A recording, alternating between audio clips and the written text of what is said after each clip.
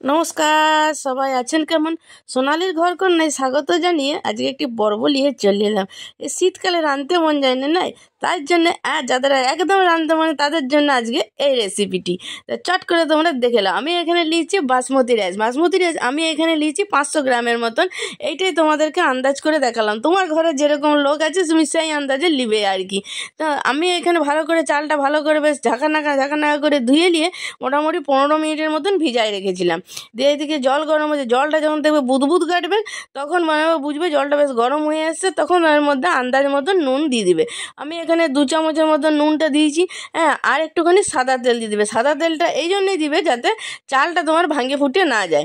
এবার জলটা যখন দেখলে বেশ ভালো করে গরম হয়ে গেছে, ওই যে তুমি চালটা ভিজাই রেখেছিলে সেই চালটি তুমি এইখানে দিয়ে ঢাকা দিয়ে দিলে। এটা মিনিট 10 মধ্যে ভাতটা হয়ে যাবে। ভাতটা দেখো প্রায় 95% যখন ভাতটা দেখবে হয়ে গেছে তখন বুঝবে তোমার আর কোনো অসুবিধা নাই। এবার যেহেতু বললাম যে এক তরকারি ভাত করবে, সেই জন্য আমি এখানে লিয়েছি চিকেনটা এখানে 500 গ্রামের মতন লিয়েছি। বেশ ছোটো ছোটো করে কাটিয়ে লিয়েছি আর কি। বেশ আর বোনলেস লিয়েছি, তোমরা যেমন প্রয়োজন হবে সেরকম নিবে। তার সঙ্গে আমি এখানে দিয়ে দিলাম একটুখানি রসুন থিতা করে দিলাম। রসুন বাটার কোনো দরকার নেই, তুমি বাটা দিলেও দিতে পারো।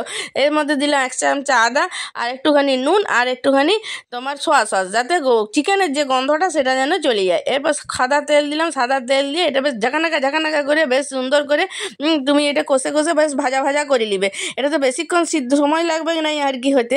আর দেখো একদম সুন্দর তোমার চিকেনটি কেমন সুন্দর হয়ে গেছে। এরপর তুমি চিকেনটিকে তুলে নিলে। এরপর কড়াইয়ে আমি আবার তেল দিলে। তেল দিয়ে যে বললাম এক তরকারি ভাত, তো সেই জন্য আমি এইখানে লিখছি 4টা ডিম। তোমার প্রয়োজন মতন তুমি ডিম নেবে, চালটি যেমন নেবে সেই আন্দাজে নেবে আর কি ডিমটি। তো এবার আমি এখানে 4টা ডিমের করছি। 4টা ডিমের এখানে দিয়ে দিলাম এই আন্দাজ মতন নুন আর আন্দাজ মতন গোলমরিচ। যদি বাচ্চা ছেলে থাকে তাহলে গোলমরিচটা অ্যাভয়েড করো। এরপর ঝাঁকানাকা করে মোটামুটি যেমন সে ভুজিয়া বানায় সেরকম তুমি স্টাইলে ভেজে নিতে পারো। এবার তুমি যদি ভাবো যে চিকেন দিব না, তুমি ভাবো যদি ডিম দেবো না, তো ডিমটা না দিতেও পারো। এর মধ্যে আমি নিলাম একটুখানি চিংড়ি মাছটার মধ্যে আমি ওই যে রসুন একটুখানি থেতো করে দিলাম আর একটু আদা আর নুন। এরপরে ওইটিকেও সুন্দর করে ভাজে তুলে নিলাম।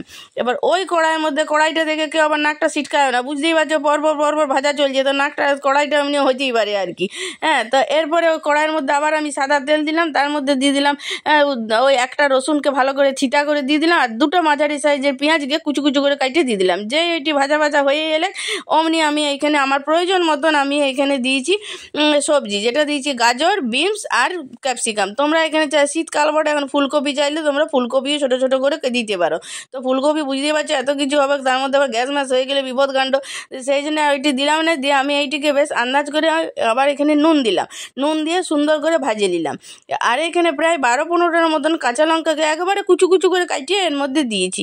ঝালটা নিজের আন্দাজ মতন, নুন আন্দাজ মতন দিবে, এখানে তো বলার কিছু নেই। এবার যখন দেখলে এটা বেশ সুন্দর করে একটা ভাজা দেখতে কত সুন্দর লাগছে না, দিয়ে এরপরে যখন দেখলে এটা হয়ে গেছে, ওই যে ভাতটি আমার হয়ে গেছিলো, ভাতটা আমি মাড় গেলে এখানে তোমাদের কাছে আমি ক্ষমা চেয়ে নিয়েছি। ওই যে মাড় গালার পর যে জল আমি যখন আবার ঠান্ডা করেছি ঝুড়িতে ঢেলে, সেটা তোমাদেরকে আমি ভিডিওটা করেছিলাম, কোনো কারণে আমার এটা ডিলিট হয়ে গেছে।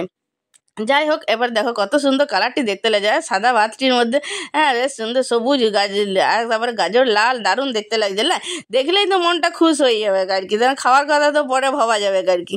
এবার ভাতটার মধ্যে আবার আন্দাজ করে নুন দিয়ে দিলাম। তোমাদের যদি এগুলি ভালো লাগে তাহলে কি করবে, এটা লাইক করবে আর একটা কমেন্ট করবে, তোমার মূল্যবান মতামত আমাকে এগিয়ে নিয়ে যেতে সাহায্য করবে আর এর মাঝখানে দেখো আমি আন্দাজ মতো আবার একটুখানি গোলমরিচ দিয়ে দিলাম। তা তোমাদের যদি বেশি ভালো লাগে তাহলে কি করবে, পাশে যে সাবস্ক্রাইব বোতামটা আছে সেইটা টিপে বেল ঘন্টাটা ডং করে বাজাই দিবে। তাহলে কী হবে বলে দিন, আমি যখনই যে ভিডিওটা দেবো তোমরা টুক করে দেখে নিতে পারবে আর কি। আমার এই চ্যানেল নানা রকম ভিডিও আছে, তোমরা দেখে নিবে। এবার এটা তো বেশিক্ষণ ভাজার দরকার নেই, অল্প ভাজলেই হয়ে যাবে। বেশ সুন্দর করে যখন ঝাঁকানাকা করে সব হয়ে গেল, এর মধ্যে আমি ওই চিংড়ি মাছটি আর ডিমের যে ভুজিয়াটি করেছিলাম সেইটি আর এই যে চিকেনটি যে ভাজিয়ে রাখা আছে সেইটি এর মধ্যে দিয়ে দিলাম। এটা কিন্তু আবার বেশ উলট পালট করে কেউ ভাজতে যাও না, ধীরে ভাজবে আর কি। ঝাঁকানাকা করে ভেজে দিলে বিপদ কাণ্ড হয়ে যাবে তখন আর ভাতটি কিন্তু গোটা থাকবে না, যে ভাঙে ফুটে একাকার কাণ্ড হয়ে যাবে, তখন তোমার নিজেরও মনটি খারাপ হয়ে যাবে। আমি কি বললাম যে এক তরকারি ভাত আর কি, এইটি পেলে একদম 8 থেকে 80 খেতে ভালোবাসি এইরকম কেসটা হয়ে যাবে আর কি। দেখো কত সুন্দর করে জিনিসটা হয়েছে, তুমি যাকে দেবে তারই মনটা হয়ে যাবে, আর কোনো তরকারি পাতে যাবে না, এক তরকারিতে তুমি সল্টে দাও। এই ঠান্ডায় খেয়ে এই জাড়ে দমে জাড় বলো, এই জাড়ে আর কে রান্না করে। দেখো কত সুন্দর সাজিয়ে দিয়েছি আর কি। তো আমার কেমন লাগলো তোমরা কিন্তু আমার কমেন্ট কমেন্ট করে জানাবে। আর কার কার এই জাড়ে মন যাচ্ছে না রাঁধতে তারাও কিন্তু আমাকে কমেন্ট করে জানাবে। তোমরা এমনি করে রাঁধো, খাও, আর সোনালি দিদি পাশে সবসময়ের জন্য থেকে যাও।